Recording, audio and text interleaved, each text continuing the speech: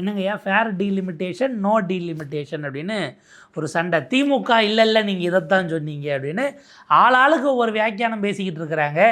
எந்த மசோதாவை எதிர்க்கிறோம்னே தெரியாமல் எல்லாம் கூடி ஒரு கூட்டமெல்லாம் நடத்திட்டு என்ன தீர்மானம் நிறைவேற்றினாங்கன்னு தெரியல. அது ஒரு செய்திக்குறிப்பு வந்திருக்கு. எல்லாம் அவங்கவுங்க கருத்துக்களை சொன்னார்கள். முதலமைச்சர் ஒரு கருத்தை சொன்னார், இது தொடர்பாக தமிழ்நாடு சட்டமன்றத்தில் ஒரு தீர்மானம் நிறைவேற்ற வேண்டும்னு. அப்போ நீங்கள் காவிரி மேட்ரு மாதிரியே இதுக்கும் கூட்டம் கூட்டாமலே நிறைவேற்றி இருக்கலாமே. எதுக்கு இப்படி யூட்டர்ன் எடுத்து டேபிள் எல்லாம் உடச்சி தாவேக நிலைப்பாட்டில் தான் இருக்குது. இந்த டீலிமிட்டேஷன் விவகாரம் எப்படி போகுதுன்னு பார்க்குறீங்க? முதல்ல இந்த டீலிமிட்டேஷன் பற்றி சொல்லும்போது அதில் சில பேசிக்கான விஷயங்களை சொல்லிவிட்டு நம்ம போயிடுவோம். டீலிமிட்டேஷன் பண்ணணுமா வேணாமா அப்படிங்கிறத யார் முடிவு பண்ணுறது அப்படின்னா பிஜேபி கவர்மெண்ட்டோ காங்கிரஸோ முடிவு பண்ணுறது கிடையாது. டீலிமிட்டேஷன் பண்ணணும் அப்படிங்கிறது கான்ஸ்டியூஷனில் சொல்லப்பட்டிருக்கு. கான்ஸ்டியூஷனில் பிரிவு 81, 82 இந்த 2 பிரிவுகள் வந்து டீலிமிட்டேஷனோட தொடர்பில் இருக்குது. பிரிவு 81 என்ன சொல்லுது அப்படின்னா, composition of the house of the people, பார்லிமெண்ட்டினுடைய அந்த எம்பிக்கள் சீட்டு இருக்குது இல்லைங்களா, அது எப்படி இருக்கணும் அப்படிங்கிறத சொல்லுது. அதில் என்ன சொல்கிறாங்கன்னா, there shall be allotted to each state a number of seats in the house of the people in such manner that the ratio between that number and the population of the state, அதாவது அந்த மாநிலத்தினுடைய மக்கள் தொகைக்கு ஏற்பத்தான் அந்த மாநிலத்துக்கு சீட்டு எண்ணிக்கை ஒதுக்கப்படணும், MP சீட்டு அப்படிங்கிறத கான்ஸ்டியூஷனுடைய பிரிவு 81 சொல்லுது. இதை எந்த கட்சியும் மாற்ற முடியாது. ஓகே. அடுத்தது வந்து ஆர்டிக்கல் 82, அதில் தான் என்ன சொல்கிறாங்கன்னா, அந்த டீலிமிட்டேஷனை எப்போ பண்ணணும் அப்படிங்கிறதையும் அதில் சொல்கிறாங்க. ரீஅட்ஜஸ்ட்மெண்ட் ஆஃப்டர் ஈச் சென்சஸ், ஒவ்வொரு சென்சஸ் மக்கள் தொகை கணக்கெடுப்பு முடிஞ்ச பிறகும் இந்த டீலிமிட்டேஷன் பண்ணப்பட வேண்டும் அப்படிங்கிறது அதில் குறிப்பிட்டிருக்கக்கூடிய விஷயம். அப்போ upon the completion of each census the allocation of seats in the house of the people to the states and the division of each states, இது எல்லாமே ரீஅட்ஜஸ்ட் பண்ணப்படணும். அதாவது இன்றைக்கு நடந்து கொண்டிருக்கக்கூடிய சென்சஸ் முடிந்து தொகுக்கப்பட்டு விட்டால் 2027 கட்டாயமாக, ஏன்னா 2001 வாஜ்பாய் கொடுத்தது 26 முடியுது, சென்சஸ் டேட்டா நமக்கு கையில் வந்துருச்சு அப்படின்னா ஆட்டோமேட்டிக்காக இதற்கான தடையும் இல்லாமல் ஒரு நிலைப்பாடு வந்துவிடும். ஆமாம், இப்போ கண்டிப்பாக 27 அல்லது 27 முடிய போகிற இந்த சென்சஸ் முடிஞ்ச உடனே டீலிமிட்டேஷன் ப்ராசஸ் அப்படிங்கிறது டீஃபால்ட்டாகவே ஸ்டார்ட் ஆகிடும். அதை யாரும் கொண்டு வந்து இது ஆரம்பிக்கிறது அப்படின்லாம் இல்லை, அது டீஃபால்ட்டாக ஸ்டார்ட் ஆகிடும் சென்சஸ் முடிஞ்ச உடனே. ஏன்னா கான்ஸ்டியூஷன் சொல்லியிருக்கு, அதை யாரும் செய்யாமல் இருக்க முடியாது. அப்போ இவ்வளோ நாள் ஏன் அது நடக்கலை அப்படின்னு பார்த்தோம்னா, 1971 பிறகு இந்த மக்கள் தொகையை கட்டுப்படுத்துகிற திட்டங்கள் இந்தியா முழுக்க பல மாநிலங்களில் இந்த அமல்படுத்தப்பட்ட பிறகு எல்லா மாநிலங்களும் வந்து இப்போ தமிழ்நாடு, சவுத் இந்தியன் ஸ்டேட்ஸ்லாம் வந்து மக்கள் தொகையை பெருமளவில் கட்டுப்படுத்தினதுனால இந்த டீலிமிட்டேஷனால் நாங்கள் பாதிக்கப்படுறோம் அப்படிங்கிற குரலை எழுப்புனாங்க. அது மட்டும் இல்லாமல் இந்த மக்கள் தொகை அடிப்படையில் தான் எம்பி சீட்டு இருக்கும் அப்படின்னு ஒரு விஷயத்தை வச்சுக்கிட்டா நீங்கள் இந்த மக்கள் தொகை கட்டுப்பாடை யாருமே அமல்படுத்த மாட்டாங்க. நான் அமல்படுத்தினா என் சீட்டை குறைச்சிருவாங்கன்ற கேள்வி வரும். அதனால் யாருமே அந்த திட்டத்தையே அமல்படுத்த மாட்டாங்க. சந்திரபாபு நாயுடு சொல்கிறார்ல, 3வது குழந்தை என்றால் அரசாங்கம் நிதியுதவி கொடுக்குங்கிற அளவுக்கு பேசுறது கட்டாயம் நீங்கள் செய்யணும்னு எல்லா ஸ்டேட்டும் தான். அப்புறம் அதாவது பொலிட்டிக்கல் பார்கெனிங் அல்லது பொலிட்டிக்கல் பவருங்கிறது நம்ம இழந்துடக்கூடாதுன்னு ஒவ்வொரு ஸ்டேட்டும் அதை ஊக்குவிக்கும். கரெக்ட். அதனால் வந்து அதை யாரும் ஃபாலோ பண்ண மாட்டாங்க. அப்படிங்கிறதுனால என்ன பண்ணாங்கன்னா, அதை வந்து ஒரு 25 வருஷத்துக்கு ஃப்ரீஸ் பண்ணாங்க. 2001 வரைக்கும் ஃப்ரீஸ் பண்ணி வச்சாங்க. அப்புறம் 2001 பிறகு மறுபடியும் அது விவாதத்துக்கு வந்தப்போ மறுபடியும் அதே சிக்கல் எழுந்தது. நாங்கள் பாப்புலேஷனை கண்ட்ரோல் பண்ணியிருக்கிறோம், நீங்கள் எப்படி எங்கள் சீட்டை குறைப்பீங்க? அப்போ என்ன பண்ணாங்கன்னா, மறுபடியும் இன்னொரு 25 வருஷம் ஃப்ரீஸ். அப்போ 2026 வரைக்கும் அது ஃப்ரீஸ் பண்ண வச்சுருந்தது. அந்த பீரியடு இப்போ முடிஞ்சிடுச்சு. அப்போது இப்போ அந்த ஃப்ரீஸ் பண்ண பீரியடும் முடிஞ்சிடுச்சு, சென்சஸும் நடக்க போகுது. அப்போது இப்போ டீஃபால்ட்டாக 2026 சென்சஸ் முடிஞ்சுதுன்னா இந்த இது நடந்தாகணும், டீலிமிட்டேஷன். அப்போ இந்த ப்ராசஸை இன்றைக்கி ஒன்றிய அரசு வைக்கும்போது திருப்பி அதே ப்ராப்ளம் வருது. 1971 இன்றைக்கி 55 வருஷம் வந்து மக்கள் தொகையை தமிழ்நாடு கட்டுப்படுத்தி இருக்குது. தமிழ்நாட்டினுடைய பிறப்பு விகிதம் அப்படிங்கிறதே பெரிய அளவில் கட்டுப்படுத்தி தமிழ்நாட்டினுடைய இளையோர் பாப்புலேஷன், யங் பாப்புலேஷன் அப்படிங்கிறதே பெரிய அளவில் குறைஞ்சி ஆவரேஜ் ஏஜ், தமிழ்நாட்டில் இருக்கக்கூடிய சராசரி மனிதர்களின் ஏஜ் அப்படிங்கிறதே அதிகமானதாக மாறி இருக்கு. அப்போ இதனால் இதை இந்த சாதனையை தமிழ்நாடு செஞ்சது, பாப்புலேஷன் கண்ட்ரோல் அப்படிங்கிறத செஞ்சதுக்காக தமிழ்நாட்டுக்கு தண்டனை கொடுக்குறீங்க. அதே மாதிரி தமிழ்நாடு மட்டும் இல்லை, கேரளா பாதிக்கப்பட போகுது, கர்நாடகா பாதிக்கப்பட போகுது, தெலுங்கானா பாதிக்கப்பட போகுது, இப்படி பல மாநிலங்கள், பஞ்சாப் பாதிக்கப்பட போகுது, பல மாநிலங்கள் பாதிக்கப்படுது. அப்படிங்கிறதுனால இதை எதிர்த்து பெரிய அளவிலான போராட்டங்களும் அதுக்கு எதிரான கேள்விகளும் வைக்கப்படுது. இப்போ இதில் என்ன சிக்கல் அப்படின்னா, இப்போ பாஜக அரசு ஒன்று கொண்டு வராங்க. அதில் பாப்புலேஷன் அடிப்படையில் நீங்கள் பண்ணக்கூடாது அப்படின்னு எல்லா கட்சிகளும் கோரிக்கை வச்சு தான் என்ன பண்ணாங்கன்னா, கடந்த முறை கொண்டு வந்த அந்த பில்லை தோக்கடிச்சாங்க, அந்த கான்ஸ்டியூஷன் அமெண்ட்மெண்ட் பில்லு. ஏன்னா 500 சீட்டு தான், 543 சீட்டு அப்படிங்கிறது 550 சீட்டுக்கு மேலே உயர்த்தக்கூடாது எம்பிக்களின் எண்ணிக்கையே அப்படிங்கிறதும் கான்ஸ்டியூஷனில் இருந்தது. அப்போ அதை 850க்கு மேலே உயர்த்துறதுக்காக தான் என்ன பண்ணுறாங்கன்னா இவங்க அந்த பில்லை கொண்டு வந்தாங்க. அந்த பில்லை தான் தோற்கடித்தாங்க எல்லோரும் சேர்ந்து. நீங்கள் உயர்த்துனீங்கன்னா அப்போ எல்லா சீட்டையும் நார்த் இந்தியாவுக்கு அதிகப்படுத்திட்டு சவுத் இந்தியாவுக்கு குறைச்சிருவீங்கன்னு சொல்லிட்டு. அப்போ அந்த பில்லில் அதை கொண்டு வரும்போது பாப்புலேஷன் அடிப்படையில் நீங்கள் கொண்டு வரக்கூடாது அப்படின்னு சொன்னப்போ அமித்ஷா என்ன சொன்னார்னா, நாங்கள் இது அமித்ஷாவினுடைய கேரண்டி, பாப்புலேஷன் அடிப்படையில் நாங்கள் கொண்டு வர மாட்டோம். எலெக்ஷன் மோடிக்கு கேரண்டி, டீலிமிட்டேஷன் அமித்ஷாக்கு கேரண்டி. நாங்கள் அதுக்கு பதிலாக ப்ரோரேட்டா பேசிஸில் கொண்டு வரோம் அப்படின்னு. ப்ரோரேட்டானா என்னென்னா, எல்லா மாநிலங்களுக்கும் ஈக்குவலாக 50% இன்க்ரீஸ். இப்போ தமிழ்நாட்டுக்கு 40 சீட் இருக்குன்னா கூடுதலாக 20 சீட்டு, 60 சீட்டு இன்க்ரீஸு. கேரளாவுக்கு 20 அப்படின்னா ஒரு 10 எக்ஸ்ட்ரா 30 ஆகும். யூபி 80னா அங்கே 40 எக்ஸ்ட்ரா 120 தான் மாறும். அப்போ இது மாதிரி எல்லாருக்கும் 50% இன்க்ரீஸு, யாருமே பாதிக்கப்பட மாட்டீங்க அப்படின்னு அமித்ஷா சொன்னார். சரி, அமித்ஷாவுடைய கேரண்டியை நம்ம எப்படி நம்புறது அப்படின்னு கேள்வி வரும். ஏன்னா மோடி இது மாதிரி பல கேரண்டி கொடுத்துருக்கிறார், அந்த கேரண்டி எதுவுமே நிறைவேற்றப்பட்டது இல்லை. அப்போ அமித்ஷாவோட கேரண்டி எப்படி நம்புறதுங்கிற வரும்போது அந்த பில்லில் அமித்ஷாவுடைய கேரண்டி எழுத்தா இல்லை.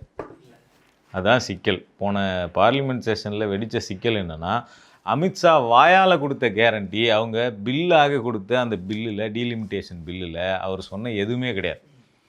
அப்போ முதல்ல மாற்றப்படணும், 50% நீங்கள் இன்க்ரீஸ் பண்ணணும் அப்படின்னா அமித்ஷா நினச்சாலும் பண்ண முடியாது. ஏன் பண்ண முடியாதுன்னா, பாப்புலேஷன் அடிப்படையில் தான் பண்ணணுங்கிறத சென்சஸ் சொல்லுது, கான்ஸ்டியூஷன் சொல்லுது. அப்போ அமித்ஷா கேரண்டி கொடுத்தாலுமே பண்ண முடியாது. அப்போ அமித்ஷா எப்படி பண்ண முடியும் அப்படின்னா, கான்ஸ்டியூஷனை அமெண்ட் பண்ணால் தான் பண்ண முடியும்.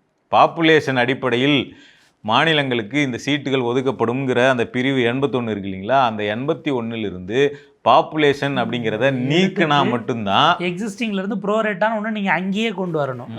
அப்போ பாப்புலேஷனுங்கிறத நீங்கள் கான்ஸ்டியூஷன் அமெண்ட்மெண்ட் பில்லில் அதை நீக்காமல் நான் வாக்குறுதி கொடுக்குறேன், நான் ஒரு சட்டம் கொண்டு இதை பண்ணிவிடுவேன்லாம் பண்ண முடியாது. ஏன்னா கான்ஸ்டியூஷனை மீறக்கூடிய சட்டமாக இருக்கும், அது கோர்ட்டில் போனால் ஆர்பிட்ரரி அன்கான்ஸ்டியூஷனில் அடித்து மொத்தமாக ஸ்ட்ரைக் டவுன் பண்ணிடுவாங்க.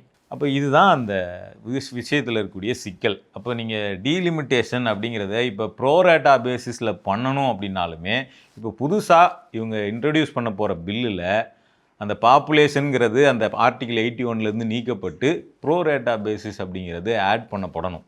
இல்லைன்னா அதை அவங்களால கொண்டு வர முடியாது. இல்லை அப்படி இல்லாமல் ஒரு பில்லை கொண்டு வராங்கன்னா அது ஏமாத்து வேலைன்னு அர்த்தம். ஸோ இதுதான் இப்போ இது இருக்கக்கூடிய மெயின் சிக்கல்.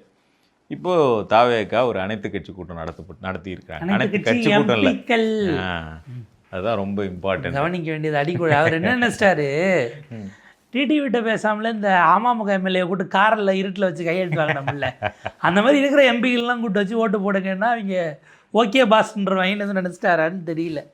சிவி சண்முகத்தை சந்தித்த மாதிரி ஏதாவது இன்னொரு தரப்பை கூப்பிடுவோம். அதுதான் எடப்பாடிக்கிட்ட எதுக்கு கேட்டுக்கிட்டு எம்எல்ஏக்களை மட்டும் பார்த்தா போதுங்கிற மாதிரி தான் இப்போ ஸ்டாலின்கிட்ட எதுக்கு கேட்டுக்கிட்டு திமுக எம்எல்ஏக்களை மட்டும் பார்த்தா போதும், எடப்பாடிகிட்ட எதுக்கு கேட்டுக்கிட்டு அதிமுக எம்பி யாராவது இருந்தாங்கன்னா அவங்கள மட்டும் பார்த்தா போதும் அப்படிங்கிற மாதிரியான ஒரு இடத்துக்கு அவர் நகர்ந்துருக்கிறார்.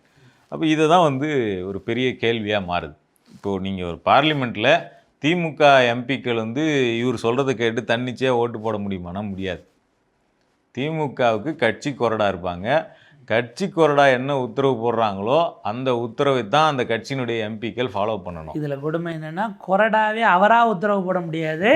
கட்சி தலைமை, பார்லிமெண்ட்ரி பார்ட்டி அல்லது அசம்பிளியினுடைய குழு, சட்டமன்ற குழு, நாடாளுமன்ற குழு என்பது அது கட்சி தலைமைக்கு கட்டுப்பட்டது. தலைமை யாருன்னு சந்தேகம் வந்தால் ஏஃபார்ம் பிஃபார்மில் சைன் பண்ணவங்களுடைய இடமும் அதுக்கு யார் எண்டாஸ் ஆகிருக்கிறாங்கங்கிற இடத்துல தான் நீங்கள் எதை தெரிஞ்சுக்கலாம். அப்போ நீங்கள் இப்போ மாணிக்கம் தாகூரே வராருன்னா, அவர் நாளைக்கு கார்கே இதுக்கு முன்பாக அல்லது கேசி வேணுகோபால், ராகுல் காந்தி நாடாளுமன்றத்தில் பேசியது ஃபேர் டீலிமிட்டேஷன். இவங்க நோ டீலிமிட்டேஷன் இதுங்க வந்து இவங்க எல்லாம் பேசிட்டு ஒரு இதை பேசியிருக்கிறாங்க.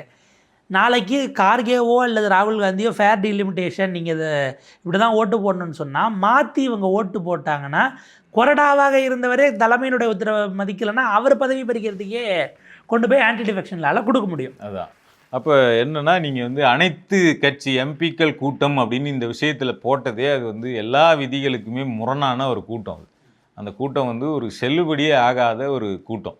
அதனால தான் அந்த கூட்டத்தை பல கட்சிகள் வந்து புறக்கணிச்சிருக்கிறாங்க.